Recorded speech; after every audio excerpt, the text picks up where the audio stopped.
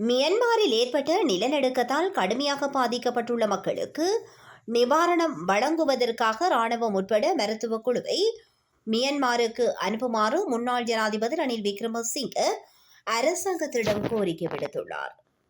இது தொடர்பில் விசேட அறிக்கை ஒன்றை வெளியிட்டுள்ள ஜனாதிபதி, மியன்மாருக்கும் இலங்கைக்கும் இடையே நெருங்கிய உறவு இருப்பதாகவும் அந்த நாட்டில் வாழும் மக்களுக்கு நிவாரணம் வழங்க மருந்துகள் உள்ளிட்ட மருத்துவ ஊழியர்களை அனுப்புமாறு அரசாங்கத்திற்கு முன்மொழிவதாகவும் தெரிவித்தார். இது தொடர்பில் ரணில் விக்ரமசிங்கே மேலும் குறிப்பிடுகின்ற போது, 2015 ஆண்டு நேபாளத்தில் நிலநடுக்கம் ஏற்பட்ட போது நாங்கள் இராணுவ குழுவை அனுப்பினோம். இந்தியாவிற்கு பிறகு இலங்கை இரண்டாவது பெரிய நன்கொடையாளராக இருந்தது. இன்று இந்தியா, தாய்லாந்து, மலேசியா, சீனா மற்றும் ஆஸ்திரேலியா உட்பட மியன்மாருக்கு உதவிகளை அனுப்பியுள்ளன. அதனால் நாமும் நிவாரணம் வழங்க நடவடிக்கை எடுக்க வேண்டும்.